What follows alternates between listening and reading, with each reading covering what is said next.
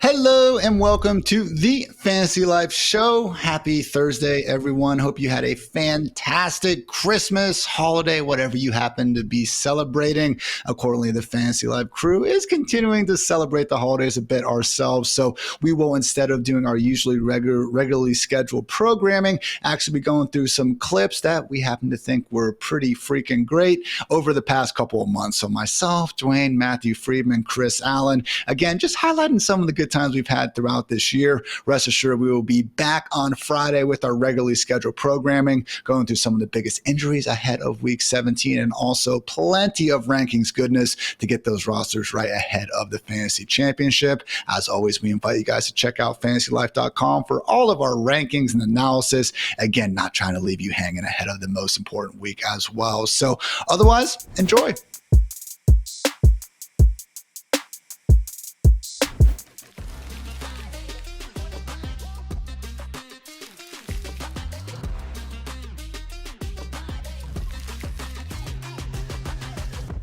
And if Bijan Robinson gets 65% of the rushing attempts and he's out there for 55-60% route participation, dude's going to be really, really hard to stop from being the RB1 overall. It would be literally him, Christian McCaffrey, and Breece Hall like in a race to see who's going to be the top guy this year, and Bijan would squarely be in that conversation, man. I absolutely love taking Bijan Robinson at the middle of round one. He's one of these guys, and you look up at the end of the year and you're like, holy crap, this dude just scored 420 in a PPR league. Like that is in the realm of possibility for this man. So why are some people taking Breece Hall ahead of him? Because I look at this offense and I would be shocked if Bijan is not getting over 300 carries. Meanwhile, and with the Jets, man, like that's more of a coaching staff that we have seen be a bit more willing to use multiple backs, that did draft multiple backs. Now, they were day three, but I'm just saying, like, I see Bijan being the 3-down workhorse in Atlanta. I would not be completely shocked if we see Braylon Allen eating into Breece Hall's goal line work. I got Bijan RB2. I think they're the same. If you look at Breece Hall, who are you drafting? I have Breece Hall ahead of him. Breece Hall has shown, like from a standpoint of earning targets, like from Trevor Simeon's dumbass. Well, that doesn't matter. Sorry, like Breece Hall's done it. Breece Hall's done it both years. So look, they're in a tier together. You want one of these two running backs in the middle of round one, in my opinion. This is not your historical, oh guys, let's just fade the run. These are running backs in their prime years that can do everything. And I think trying to force it and saying which one's going to be better than the other, and I know that's what we get paid to do, I think it's kind of a silly exercise, honestly. I think they're both really good. They both are in offenses that should be much better than what they were last year, and I want to draft them in fantasy football. If the guy in front of me takes Bijan and I'm left with Breece Hall, I'm taking it. The guy in front of me takes Breece Hall and I get to have Bijan Robinson, I'm taking it. I love both players.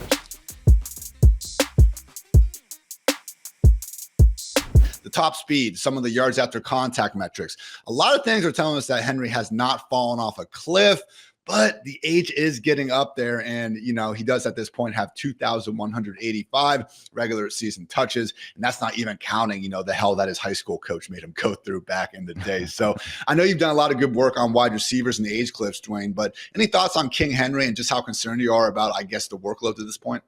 Well, he's definitely in the range where, you know, he could do a complete face plant. But I think when you look at the scheme that he's getting to play in, to your point, he's not what he was 4 years ago. Like he's not. Like the underlying data tells us that. But it's hard to know for sure because of some of the other things that get into that signal, like you talked about, with how bad the Tennessee Titans offensive line has been over the last 2 years. So I definitely expect an improvement in yards per carry this season just by getting to play with Lamar Jackson. How much? I don't think it's going to be 6 yards per carry. You know, I think, you know, you kind of got to middle it somewhere, but I think he could end up being closer to a 5 yards per carry kind of guy again for one last time. You know, I mean, it's kind of like this hoorah season. I think the question is, like, can he stay healthy for the whole campaign? I will tell you this. I've not been drafting Derrick Henry very often in that third round range. And I'll tell you, whenever I get to the end of the third round and I see him there, like I tell myself, I'm like, he could destroy this. He could destroy this ADP. You and I have this conversation every year.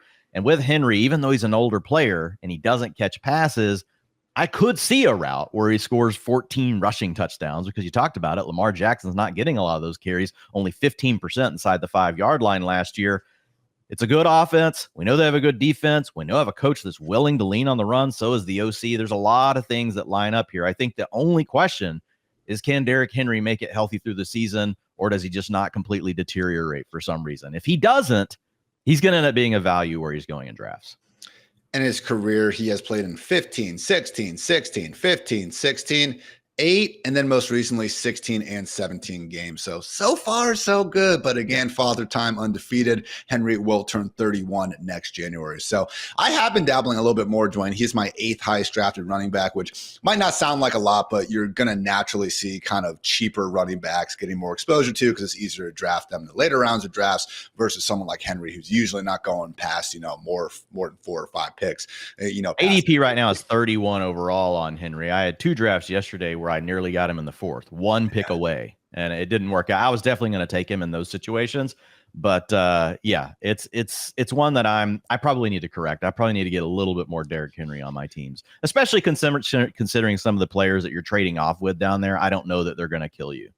I mean, why is Jonathan Taylor going twice as early as Derrick Henry? Just pure age? Yeah. Age. I've been drafting some JT too. Not saying you shouldn't be going earlier, but again, if you do find yourself going wide receiver, I do think in round 3, Derrick Henry represents a pretty good option. I think the ceiling case for Derrick Henry, the reasonable ceiling case for Derrick Henry, where we don't have to do a bunch of manipulation and somersaults to get there, is better than Saquon Barkley. Saquon Barkley, Jalen Hurts has to stop doing the tush push for Saquon Barkley to smash. He also has to throw the ball to Saquon Barkley whenever they already have 2 alpha targets plus Dallas Goedert, and and Jalen Hurts is a scrambler. So I think Saquon Barkley's catches are coming way down this year. So in my opinion, I think Derrick Henry has the higher upside, because I think those guys are very similar, but he could score more rushing touchdowns. So I think you can make that argument easily. Gus Edwards scored 13 touchdowns last season on the ground, with the longest one going for 7 whole yards. So yes, I do think there's quite a bit of a difference there. And yeah, man, round 3, Derrick Henry, and honestly, even round 3, Kyren Williams, certainly I think above round 2, Saquon Barkley. So yeah, again, we do have some of the similar dual threat problems in Baltimore with the running backs as we do in Philly. There's a reason why the Ravens haven't, consistently enabled these top tier fantasy running backs over the years. But how Mark Ingram get there back in 2019? Lots of touchdowns, efficient on the ground. I do think King Henry can replicate that feat here in 2024.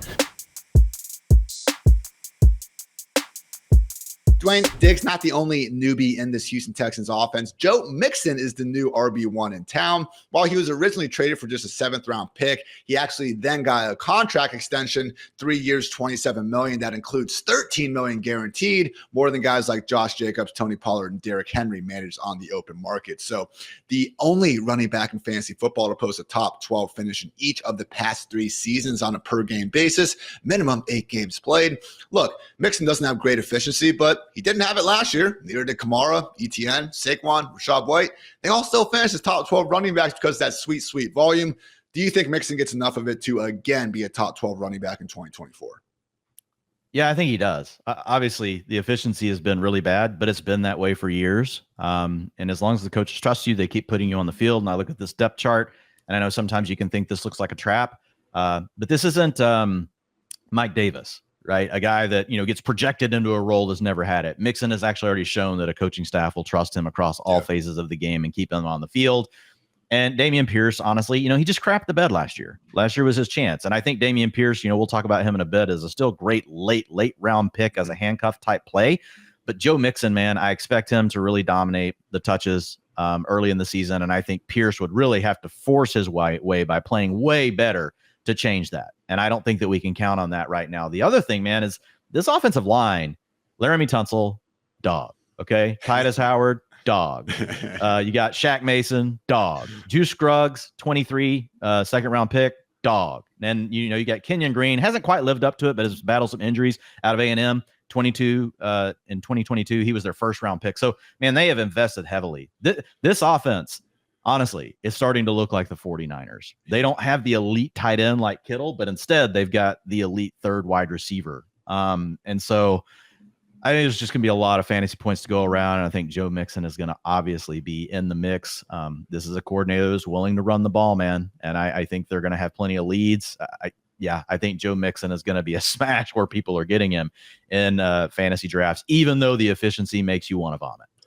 More of a round 3, round 4 guy, in ESPN and Yahoo right now. But you even see, in the NFFC and FFPC streets, he does actually slide down more to round 4, round 5 range. The disconnect between Mixon and guys like Jonathan Taylor and Saquon Barkley. Yeah, look, I'll take JT and Saquon on my real life team 100, times out of 100. I'm not saying Mixon's better than them. But again, when you start looking at it and you're like, well, all 3 are in really good offenses. All 3 will probably breeze past 300 touches. Like that 0.4 extra yards per carry going to JT and Saquon just doesn't necessarily add up to the giant golf that we have in their current ADPs. So yeah, guys, last year from weeks 9 through 18, Devin Singletary, 4th most touches among any player in the NFL, was the RB8 in expected PPR points. So Mixon, I really think, is still kind of being held down in ADP, almost more so because of everything going on last year off the field, because we do see that happen a lot. Certainly looking like one of the better mid-round values. And I'm happy you brought up Mike Davis, Dwayne.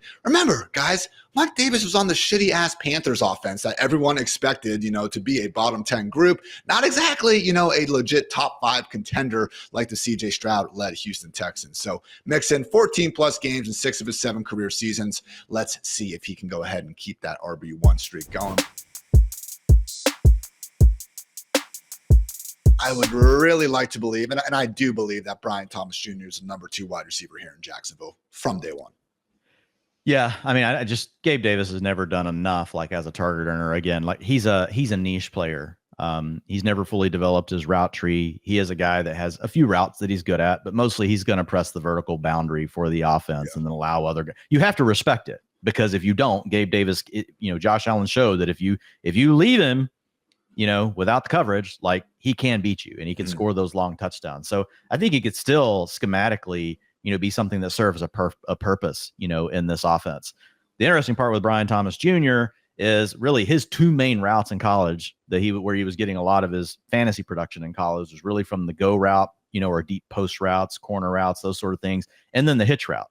Yeah. He didn't have a lot to offer in the intermediate game. Now, how much of that came down to they have other players that could attack that area like Malik Neighbors? Did they just not ask him to do it? So that'll be an interesting development to watch. But I agree. I think you got to treat Brian Thomas Jr. as the wide receiver 2 in this offense. I think Brian Thomas Jr. is the wide receiver this season with the most upside in this offense. He right now, you can get in rounds, I believe, like 13, 14, and 15 in these ESPN and Yahoo drafts. That is an absolute steal. You should be taking your shots on him late in those rounds, in those drafts. He honestly, again, we could be doing the recap pod on a Sunday night after week 1 and be going, oh my God, Brian Thomas Jr. looks like a high-end wide receiver 2. Might he take a step to being a wide receiver 1?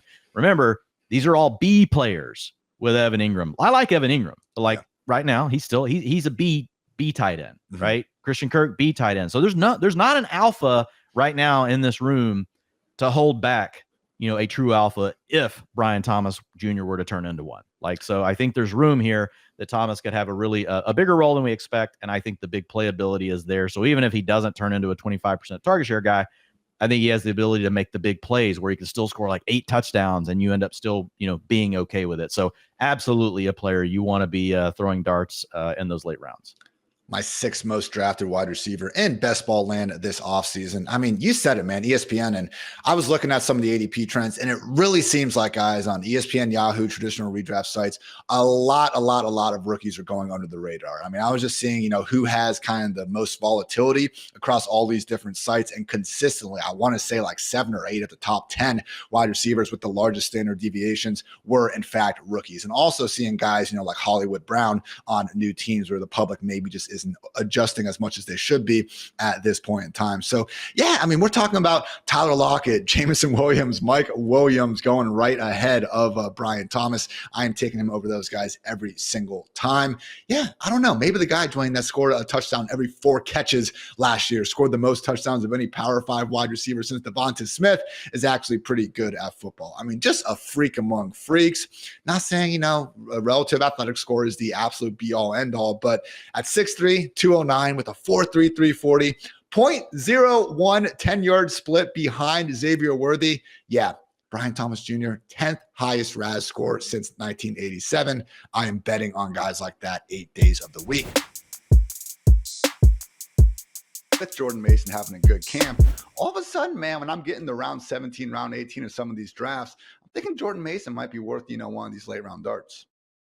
100%. And I think it's funny, contrast the way that Kyle Shanahan is approaching this injury to his running backs to the way that Dennis Allen was talking about like his backup running back just a couple of weeks ago about, man, it'd be great if he was out there on the field, but you got to stay healthy in order to, we're not hearing that from Kyle Shanahan. So it's just interesting how different coaches approach similar injury news for their backup players. But in either case, yeah, I think there's a chance that while when Mitchell has been the one on the field, he has been the one to at least give the 49ers that pop from a rushing perspective that they need. Jordan Mason has been, at least from a explosive standpoint, from an explosive rushing rate, Mason has been the one to be a bit better in that regard.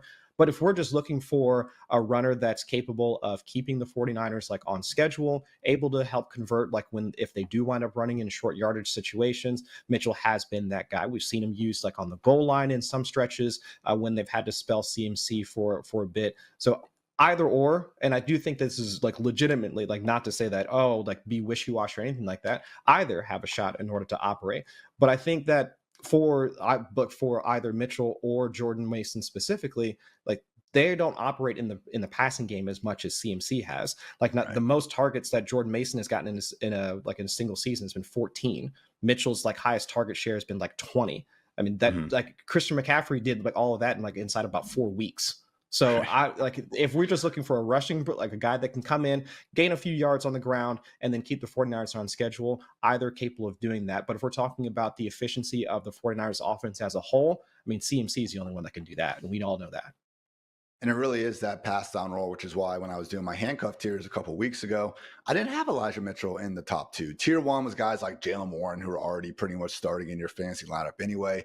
Tier 2 was one injury away from being a legit RB1. Tier 3, where Mitchell falls, one injury away from being a solid fantasy RB2. Again, he's going to be on the cover of all the waiver wire articles if something happens to CMC in week 7 or whatever. But to Chris's point, I mean, it's not like when CMC wasn't on the team in 2021 or got banged up at the end of last year that we were all of a sudden, crossing out CMC's name in the weekly ranks and putting Elijah Mitchell there. Very good. I mean, RB15, I'm talking about Mitchell and PPR points per game throughout the 2021 season. And even last year, I mean, RB19 and RB14 in the back half of week 17 and then in the week 18 when CMC was dealing with this very same issue. But again, Jordan Mason coming on strong, could certainly be more of a split moving forward. So also would mention, for those of you that forgot, 4th round rookie Isaac Guerrendo also dealing with a hamstring injury. So truly a walking, talking graveyard in this 49ers RB room right now.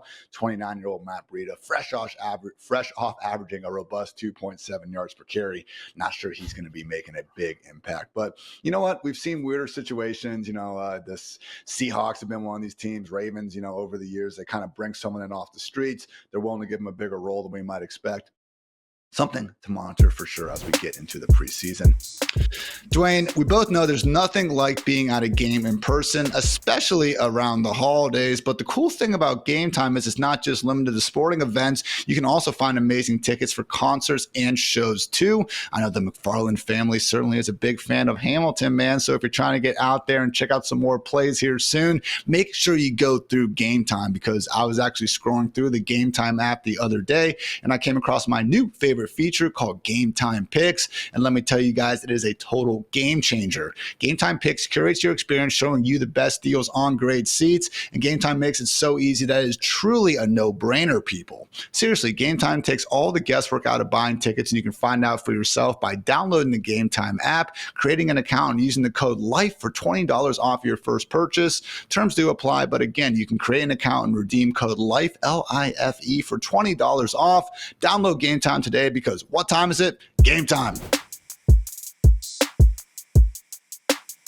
After the Raiders went ahead and took not a free falling, but someone that was expected to potentially go top 10, ended up falling to the Raiders at pick 13, I believe, in Georgia tight end Brock Bowers. So one of the most productive tight ends that we've seen in college. I mean, from 2021 to 2023, first in PFF receiving grade, receiving yards, receiving touchdowns, yards per route run, and passer rating when targeted among 87 qualified Power 5 tight ends. So absolute beast, Dwayne. But Raiders kind of already had a tight end that we thought was going to eventually be an absolute beast. And if you do look at your, rookie tight end supermodel, you have a cool stat called RIPTA, which I know it doesn't exactly roll off the tongue, people, but long story short, it's receiving yards per team pass attempt. And Dwayne has, done a lot of really good research showing that this is one of the better correlated factors to future NFL success. And the top career mark since 2018, like by far, number one, Brock Bowers, and number two, yes, indeed, Michael Mayer. So look, with Brock Bowers, man, I'm not doubting the talent. Dane Brugler says this could be a George Kittle level, producer and playmaker in the NFL.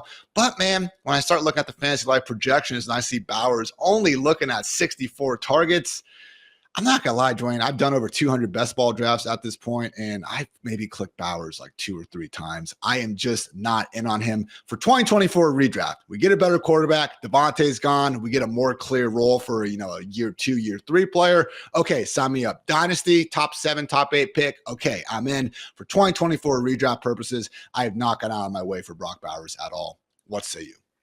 Yeah, so with Bowers, I have him inside my top 12 tight ends, but it's a 100% speculative bet on talent. To your point, there are so many things that have to go right. I'm also in charge of those projections, so I'm the one giving him 64 targets. Yeah. And he's one of these unique cases where the projection and the ranking really don't line up at all. And it's because the factors that we take into rankings over projection, right, are the upside and different things like that. And Brock Bowers, there is a chance that he comes out week 1 and Michael Mayer's just not a factor at all. And he is the starting tight end for the team. But even if he clears that, knowing that Michael Mayer was also a really good prospect, we've already talked about, this is an offense that we're hoping can throw for 215 yards per game, like 225. I think we would be like, hooray, this is great. Like things are going well. Well, it's really hard to support multiple options. So in that case, he would then have to leapfrog Jakobi Meyers, which I think he could possibly do. He's a good enough prospect that, yeah, that could happen. But then we still have Davante Adams to deal with. So the way that things really work out for Brock Bowers is Davante Adams actually is at a cliff and he hits it. And then Brock Bowers takes over the lead role for the tight end room and he becomes the number 1 target on the team in a bad offense. But even then, to your point, like there's just still obstacles. So for me, once I get past, the Kittle, once I get past George Kittle and I don't have a tight end, I do put Bowers into my queue. What I will say though is I'm taking I'm in redraft. I'm still taking 2 tight ends. Even if I take Brock Bowers first and then I circle back around to another tight end that I may know that I'm going to start at the beginning of the season. So I still want access to the upside, but I agree with you. There are a lot of challenge. Brock Bowers has to run super pure. The talent is there, no questions, but everything else is a question. So it's tough to get your mind around it. And I understand why you haven't drafted. I've drafted quite a bit, but again, I definitely plan my rosters out a certain way. And I get why you wouldn't take him because just a lot of things that have to go right for him. It's not like he's just going next to a bunch of tight ends that aren't talented. Jake Ferguson certainly, okay, I'm not saying he's Brock Bowers good, but we just had a really freaking good NFL season. Might very well be Dak Prescott's number 2 target. David Njoku is someone who has flashed big time after the catch. Again, just had a really good season last year. Dallas Goedert, Dwayne, again, maybe the most mispriced tight end in fantasy football. Like, I'm taking those guys straight up over Bowers right now. Once we get into Bowers versus Dalton Schultz and Pat Freiermuth, I think that's about the area that we can talk about. But yeah, man, someone that I know a lot of times we do see prices at top 10 tight end. I think he is a bit more like top 15. So we'll see what happens. Always get afraid when I start having to list out the 4 or 5 things that need to go a player like Bowers' way. I get the Ramondre Stevenson whiffing on him in 2022 flashbacks. But hey, at the end of the day, what I learned with Stevenson and what remains true with Bowers, if you do have that great talent where, yeah, okay, if these things do go his way, if we do start seeing Bowers getting 8-9 targets a week, yeah, he could probably make pretty damn good things happen with him. So can't ever be fully out on a player like him, but yeah, haven't made the biggest habits so far in 2024. As much as we have Tyreek, Waddle, Achane, I think this tight end could actually be one of fantasy's best deep sleepers. That's right, Arthur Smith's best friend, Jonnu Smith. And just to be clear, everyone, I don't think Arthur Smith was wrong for featuring Jonnu Smith last year. I'm upset about our Kyle Pitts bags as much as the next fantasy nerd. But look, Kyle Pitts really injured last season, trying to play through a knee injury that was much more complicated than we thought. Jonnu was tied for 10th in yards per route run. He was 4th in yards per catch, 3rd in yards per target among 24 qualified tight ends. ESPN Yak Score only had Isaiah Likely and George Kittle better. So responsible for next-gen stats, 2 fastest times by a tight end. Dwayne, this offense got even faster. I think Jonnu, man, even if he's not someone that we can say is going to get triple-digit targets, if there's anyone that can make the most out of 70 or 80 targets, it does seem like it's Jonnu Smith in this offense. Yeah, and you like Jonnu's fit in the explosiveness of the offense. Yeah. I mean, you talked about Jonnu over the last 5 years has a 21% targets per route run, which is a number we like to look at when we know that the route participation hasn't been there, 1.63 yards per route run. So those are mid-range tight end 1 underlying data points. So I think the talent is there for Jonnu. The big hang-up, over the last 5 years, his max route participation has been 62%. Surprising, that was last year with the Falcons having to vie against Kyle Pitts.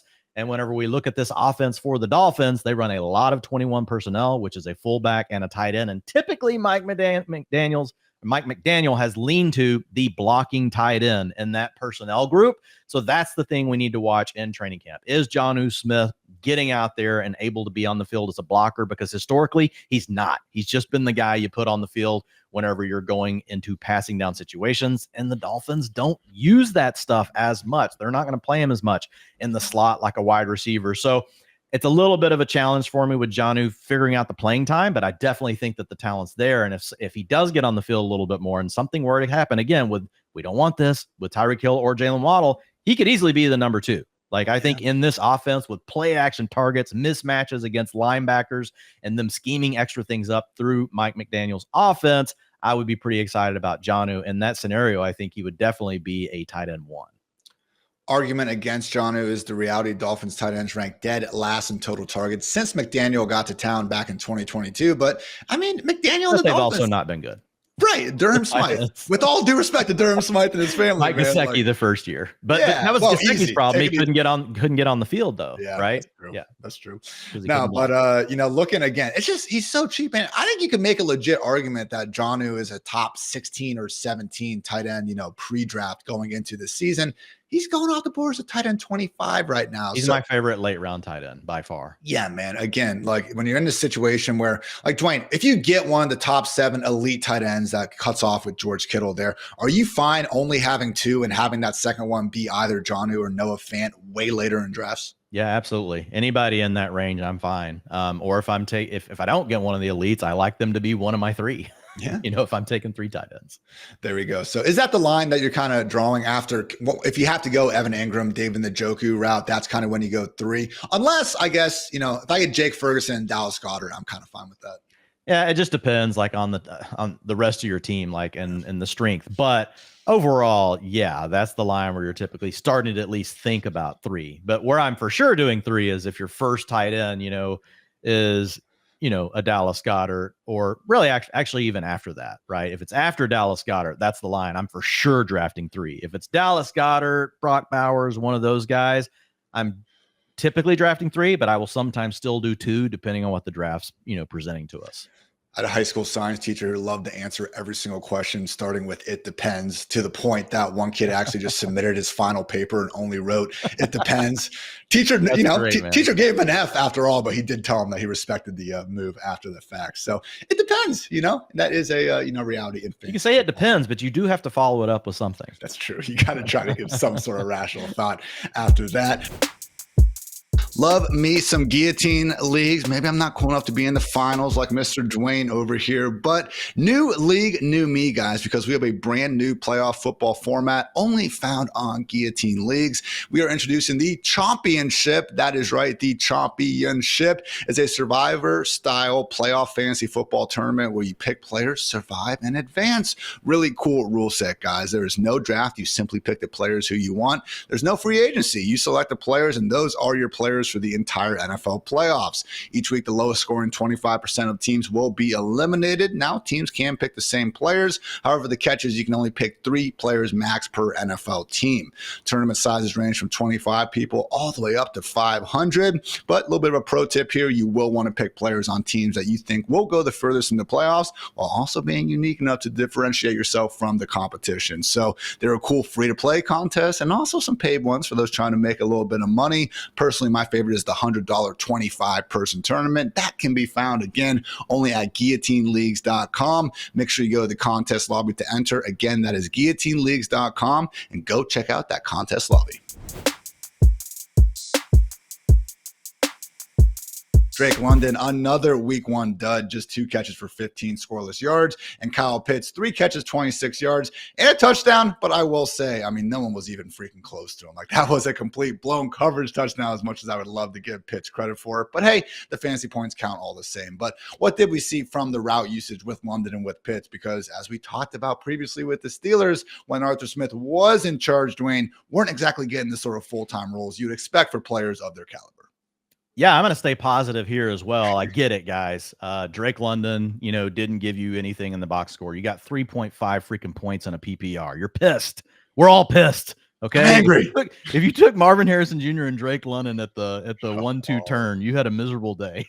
But the good news is there's no chance of you winning. You just lost. You just got your ass kicked, and let's move forward. But here's the good news. Drake London had a 100% route participation. So did Kyle Pitts, based on this early data. So look, we're not dealing with the shenanigans of Arthur Smith, rotating these guys off the field. Again, everything we just said about Kirk Cousins, I still think the arrow is going to be pointed up for this offense. We like Zach Robinson. We've got an improvement in the quarterback situation. We like the offensive line. And look, Drake London, we know he's a good wide receiver. What we've said is we don't know if he's an elite one, but we do know that he's a good wide receiver. This is a guy that over his first 2 years, Ian, has a 23% targets per route run. That puts him squarely in wide receiver 2 territory. It's a question of, does he take a step up or not? The bottom line is I still think you're going to end up with, at worst, a mid-range to low-end wide receiver 2, and I think you still have ceiling to get into the wide receiver 1 conversation here. So I would just chill. What do you think Darnold and Jefferson could provide the rest of the season? I mean, they have already combined to be one of the most efficient quarterback wide receiver duos in the entire league. I mean, insert efficiency stat here, you will find Justin Jefferson at the top or in the top 10, at least amongst all wide receiver ones. I mean, we talk about how that how much this, because this is a passing league, how much the wide receiver 1 the burden is on both the quarterback and the wide receiver. But when you have a guy like Justin Jefferson that's capable of not just allowing the team to continue to move the chains. I mean, right now, he's one of their he's 5th in first downs per route run. That's amongst all wide receivers with a 25% target share or more. That's essentially most the wide receiver ones. There's about 18 wide receivers that are doing that. But he's also second in explosive play rate in that same bucket of receivers. So it's not just that it's third down, Sam Darnold needs a way out. They need to keep convert the series and keep it moving. All right, he throws to Justin Jefferson. But now it's oh, no kidding, it's a play action bomb and it's down the field. Who else is getting it? It's also Justin Jefferson. So stylistically, or even from a production standpoint, over the past couple of seasons, we've looked at Justin Jefferson as being ahead of that Jamar Chase, AJ Brown type of tier, and we put him in that same tier as Tyreek Hill. And this is why. Because if Kevin O'Connell, who I think probably should be in the discussion for Coach of the Year, if he knows how to put Justin Jefferson in those spots where where Justin Jefferson is 8th in pre-snap motion, also moving to the inside, he's 5th in target slot rate, 4th on play action targets, all the things that we know to be efficient and ways that we know that we can get wide receivers in places to be able to create after the catch. KOC is doing all that. Justin Jefferson is running those routes and being able to execute to a T. And of course, Sam Darnold being the delivery guy. I mean, we've never had a problem with Sam Darnold's arm strength or his accuracy and how he deals with pressure. That's probably been his biggest bugaboo. But if most of that has changed because of the environment, because of the confidence that both Kevin O'Connell and Justin Jefferson has instilled in him, being able to yeah, you throw it up to me, I'm going to come down with it and I'm going to gritty right afterwards in the end zone. He's been doing all that for him so far this way through 3 weeks. So we should at least expect to see that moving forward with the way that he's been able to do both of those things, not just be the guy to receive it, but also to create after the catch. That's all fine, Chris, but what if Church is right. What if Justin Jefferson's involved in the wrong otter fighting rings, man? Like, we got to consider all the possible variables. All the possible things, yes. Yeah. Only final thing I'd add, it's just surprising to see Jefferson getting done what he's got done on only 6, 7, and then most recently 8 targets in these games. I mean, I think part of the kind of thesis beyond Jefferson this year was the fact they don't have many other places to go with the ball, especially with Hawkinson and Addison injured right now. So I thought we could see a target total north of 200. Alas, just currently making the most out of a smaller total. So I think that's going to regress positively. We've kind of inexplicably seen the Vikings not need to keep their foot on the gas over these past few weeks. Good time for now, as Church has reminded us, to be a Vikings fan.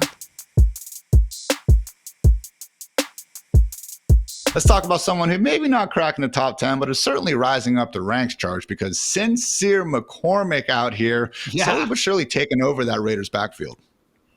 Yeah, Sincere McCormick is a great story, and we'll talk about him in a moment. But first, I'd like to show you some of my favorite people that have adjectives for first names. We begin with these 3 people. Can you identify these 3 people with adjectives for first names? Chris, Ian. I don't know any of these people. Well, that's Gene Hackman, it looks like, on the right. But I don't know playing the role of... I don't remember that movie that he's in. Royal Tenenbaum. Oh my gosh, yeah. Yes. Royal Tenenbaum. They named the film after him. The guy in the middle. Any guesses? No. Cannot remember his name either. LeBron James, right-hand man, sports entrepreneur, and fantasy life investor. Yes, Maverick Carter. Yep. And on the left, Tony Award winner, 3-time Primetime Emmy Award winner, 2 Golden Globe Award winner, Hope Davis. Oh, okay. Nothing. I wouldn't have got that one. Did you see Succession? She was all over Succession. It's a good show. I have 3 more people with adjectives for first names. We'll see if you can do better on these. Oh my God. Is one of them Sincere McCormick? No. No. The one on the left. Seriously. Christian Bale. Christian Bale. Yeah. I was like, how is it? I keep thinking like I was like, how is Christian Bale? All right. Now I get it. Star of the best movie ever made, The Prestige. So he's in the middle. Goldie Hawn on the left, Academy Award-winning actress, notable for her national debut on Laugh-In in the 60s. She married Kurt Russell and gave birth to Kate Hudson, actress. That's Goldie Hawn. And the last one I didn't think anybody would get. Anybody watching even gets, I'll be very impressed. That's Ernest Shackleton, the knighted polar explorer and leader of the greatest true story of human survival ever. Sir Ernest Shackleton. So you've got Hope, Maverick, Royal, Christian, Goldie, and Ernest as your people with adjectives for first names, which brings us to Sincere McCormick. Grab your favorite team's jersey and some snacks and head to the couch for another Sunday of action-packed football. You can get even closer to the action with my partners at DraftKings. And right now, all new DraftKings customers who bet just $5 will get $150 in bonus bets if your bet wins. Just download the DraftKings Sportsbook app and sign up using the promo code FantasyLife. The crown is yours. That's right. New customers get $150 in bonus bets if your bet wins after betting just $5. If sports betting is not yet available in your state, don't worry. You can still join in on all the fun with DraftKings Daily Fantasy and have the shot to win cash prizes. Download the DraftKings Sportsbook app now. New customers use the promo code FantasyLife and bet just $5 on any wager to get $150 in bonus bets if your bet wins. That's promo code FantasyLife only at DraftKings Sportsbook. Bo Nix, Offensive Rookie of the Year. And this is one that I was thinking about last night and then saw it written up a ton of places today. And I feel like we do have to have this conversation because on Sunday, that Broncos team won 38-6 against the Atlanta Falcons. He threw 4 touchdowns, completed 28 of 33, 307, and 9 different receivers were involved. 9 different receivers. He completed a pass to 9 different receivers. Denver had over 400 yards of total offense, no turnovers receivers as well. And look, there's a lot of time left in this season. So we understand that things could go poorly the rest of the way. It could even get better. But for what we look at in this award, I know we've talked about Jaden Daniels kind of being that front runner for the Washington Commanders, and he has been great this season. But when you hit a bit of a lull, you have to think about other guys that could get this award, and the Denver Broncos are one, especially with what they lack. I just didn't think that they had the weapons to be able to do this with Bo Nix. I didn't believe in Bo Nix as much as what he's showing us right now. So he's been on an incredible run these last couple of weeks too. So it's past 4 games, 9 touchdown passes, 1 rushing touchdown, 1 interception for the past 4, and has thrown 2 interceptions since week 2. That's impressive. Just a conversation we have to have. Yeah, he is a guy that I'm rolling with every single week right now in our Greenwich Street Nice. Tavern League. Started him this week. Had some injuries at the quarterback position, so he's been great. And right now at DraftKings for Offensive Rookie of the Year, Jaden Daniels is still favored at -400. Bo Nix is Okay. second at +300. So Mm. he is right there in that conversation and has Denver playing well, 6-5. They get the Raiders this week, the Browns, the Colts. Wow, this is a That's a good schedule. schedule. Yeah, then they get the Chargers, which will be tough, the Bengals, and the Chiefs. Look, there's a good chance they're getting in the playoffs with the way their defenses play. No, obviously, lots of things can happen, but they put themselves in a good spot here, considering the disappointment of Miami, the Yeah. Jets, the Bengals. They have taken advantage and are right there and in prime position for a playoff spot. And we'll see if Bo Nix can finish strong and maybe make this a discussion for the award. It really would be crazy if he could do this, because since the start of October, he leads all the rookies with 1,615 passing yards, 13 passing touchdowns. And like you said, the Denver Broncos are on a roll, and that's a team that you have to watch out for, which again, I am shocked I'm saying that, because I didn't think that with the weapons or lack thereof that they had, that they would be able to push through like that. And so for Bo Nix to be able to be doing what he's doing, and Jaden Daniels, let's be totally honest here. I mean, you can look at what the quarterback ratings that he's posted, but it was the rib injury that really threw things in that plan for Jaden Daniels. So again, we've got 7 weeks left, Adam. So there's a chance anything can happen in these 7 weeks. But for right now, Bo Nix and the Denver Broncos are one that that we have to be talking about. And Javonte Williams. Hopefully you Audric Estime who, Adam, we're not shake my did you not in the bottom, like, did you not feel like that was going to happen at some point? Yeah, well, With I did Audric Estime? mention that Ugh, that makes me sick. it could be a hot hand situation. So to be careful with Estime. I did start him in a league. I was still able to Same. win. Taysom Hill was in the lineup. That's why. That'll do it. But yeah, I'd mentioned but I had Javonte Williams in a league where my running backs are bad. And I was like, how can I start this guy after what I saw the last week? And then I see the first drive, he's getting carries, breaking tackles, looking good. I'm like, great. And I could have really used those points that Javonte gave. So Yep. this is going to be a headache going forward because Yep. they're essentially saying it is a hot hand. And it was Javonte yesterday. I'm with you. I had to start him in one of those leagues, got us 5.5 fantasy points. So it's tough with Audric Estime.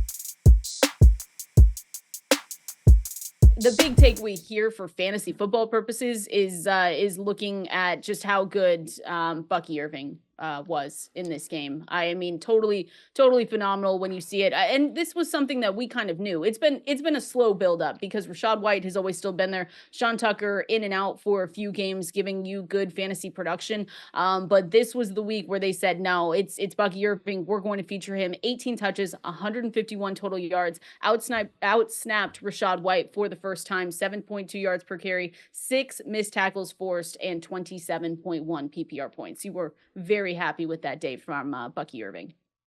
Yeah, I'm just not sure why Sean Tucker got a 1-yard touchdown. He had another short and fumbled. Yeah, they had talked about, I saw some comments, oh yeah, during a bye week, we're watching some things. We need to get Tucker more involved. I mean, he only played 5 snaps. The weird part here is the change with Bucky Irving getting 6 targets, catching 6 passes for 64 yards, and Rachaad White with 1 target catching a 10-yard pass, and yet Bucky Irving and Rachaad White each had 12 carries. It was kind of weird. And again, Irving has looked great. We've been seeing it all year. You got to see him more. Rachaad White, though, is good in the passing game. So you would figure you would use him more that way. So that was a change that we really haven't seen. And that's going to hurt Rachaad White going forward. If he is going to see less targets, we know he's not efficient on the ground. We've seen it his entire career. So that's really going to hurt Rachaad White going forward. And if Bucky Irving maintains this role, that's going to be a really valuable piece for your fantasy team. I was going to say, so then do you think this is more flash in the pan, just game plan for this one against the Giants? It's a soft team. They didn't face anyone that was really going to they scored 6 points in this one. So maybe it was, you think flash in the pan, or do you think this is something that we could see going forward with him? Nah, we might see this going forward. They've talked about the hot hand. I mean, Bucky Irving has been that guy. And next week they get the Panthers, and we know how bad the Panthers are against the run, even though they were decent against Kansas City, but it's a good spot. And again, Tampa Bay is not out of this yet. They are right there in the division. They have lost to Atlanta twice, so essentially it's a 2-game lead because Atlanta has the tiebreaker, but they can make a run at this division. We talked about how easy their schedule is. I picked up their defense and intend to play them the rest of the way. I know they're not great, but you're playing matchups. You're looking for sacks, turnovers, and Tampa Bay might be able to get it against some of their opponents upcoming. So they still have something to play for here, and got Mike Evans back. I thought his receiving prop yards were too low. I gave it out on the FantasyLife bet tracker at 51.5 or 52.5, and he came through. So getting him back is massive. He had 5 for 68, and they did spread the ball out a lot, though. This is not something we're used to seeing from them. They had 11 different players catch a pass. Like, what is this? Yeah, maybe just the flow of the game and just saying, all right, we don't have to do that much here to be able to win this game. But it was definitely a weird one, and I'm glad we kind of talked through, like, hey, was this a flash in the pan for Bucky? Because 27 fantasy points the rest of the way. You've been mentioning their schedule too, and it's been something that we've talked about for the last couple weeks. They play on Sunday. They play the Carolina Panthers on the road. Then they're back home against the Raiders. They go on the road and play the Chargers. That'll be a tougher matchup. Then they stay on the road, play the Cowboys, and then the fantasy championship, they are at home against the Carolina Panthers. That is what you want to target there. Sell high before your fantasy trade deadline. Those might be coming up here, Adam, in the next few weeks. Something to think about.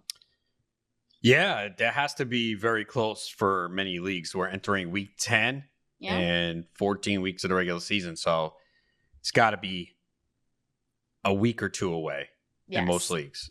So we're going to get you ready for that and just kind of give you some ideas, especially if you're, if you're sitting nice in your leagues, and you might have some of these guys. Again, I said that these are actually bigger names. And again, Ian's weekly manifesto is live at FantasyLife.com. He put a name in here that I wanted to bring up, and then I sprinkled in a few others. But we had this conversation a few days ago. So what do you think about selling high before your trade deadline in your fantasy football leagues? Kareem Hunt. We have mentioned Kareem Hunt here before, and we've said that yes, he could be, someone that we say is the waiver wire pickup of the season. He's been great. Literally came off his couch and has been scoring you a good amount of fantasy points since going to the Chiefs. But when we look at, like, we've already talked about the efficiency too, right? 3.7 yards per carry, nothing really explosive, but they're just giving him all of these carries. And the other part of this that I wanted to bring up with selling high on Kareem Hunt is the potential that Isaiah Pacheco returns. I know Andy Reid mentioned it last week. Lisa Salters reported on it as well. So there are two things that come together there where you say, okay, can they continue giving him this workload? And what is it going to look like if Isaiah Pacheco comes back? Selling high on Kareem Hunt. What do you think? It's a tough situation. I think it really depends on where you are with your team, because you could say, well, Pacheco could be back. We don't even know that at this point. They're saying late November. So you still have potentially 3 weeks more of Kareem Hunt, and all he does is produce. Yes, it's not efficient, but they are getting him the goal line carries. This is an offense that's starting to look better, and he's going to get the opportunity to finish off drives. Even the touchdown that Mahomes threw, I'm trying to remember who he threw it to, but the first 2 plays were runs to Hunt, and he couldn't get in the end zone, and then it was a touchdown. I don't know if it was Hopkins' second touchdown. It was a short touchdown, but either way, he's getting plenty of opportunities near the goal line. So, like, if you're 4-5, 5-4, I wouldn't, because you need him the next few weeks. Now, if you're doing great and you're thinking more about the playoffs and you're concerned that Pacheco will be back and Hunt's volume goes down, then sure. From that perspective, that's meaning if you're a 7-2 team, yeah, something like that. And it also depends what you can get for him as well. So, but I think sometimes it's definitive where we go, yeah, he's definitely so high. I think it depends on where you are with your team. If you need the wins the next few weeks, you just keep them, because Pacheco's not going to be back in the next few weeks. And the report is late November. We still don't even know if that's going to happen. Yeah, no, I think it's one where I like to stir the pot a little bit with it, because we've mentioned the efficiency hasn't been there. He hasn't been super explosive, but again, when you're getting that bell cow work, it's just something that you don't want to necessarily go away from. I am with you in line that if you are 7-2, if you're sitting nice at 8-1 and you have obvious needs somewhere else, then maybe you can utilize that and you have Kareem Hunt and you say, okay, I'm going to sell high on him and I'm going to go fantasy calc is one that we've talked about before, but they do, the trades and stuff, and they say who's been traded for what recently. Same with Yahoo. But there's 3 here that were interesting. Kareem Hunt for Zay Flowers, Kareem Hunt for Kyron Williams, and then Kareem Hunt for George Kittle. Those were all 3 where maybe you get, again, it's really, though, you need to look at your roster and see where you might have a weakness. And I know tight end is probably one where I said, yeah, I could see some people making that move because tight end has been a wasteland this season. And if you can sell high on him for someone that could continue giving you fantasy points in that department, that could be good. Yeah, these trades, like, it's easy to analyze a trade in isolation, but it really doesn't help. Like, if someone has an awful tight end and they're stacked at running back, maybe they got Kareem Hunt off the waiver wire, but they drafted Derrick Henry and Joe Mixon and that'd be nice. J.K. Dobbins, right? Like, all right, they can give up Kareem Hunt and they really need a tight end. A lot of people are like, oh, I wouldn't do that trade. So that's why these trades, I've always said this, you can actually lose a trade on paper, but improve your team, right? Mm-hmm. Because people will look at a trade one-on-one and be like, that's a terrible trade. But if that piece you're acquiring makes your team better, then it doesn't matter whether 95% of the people say you lost a trade. You made your team better.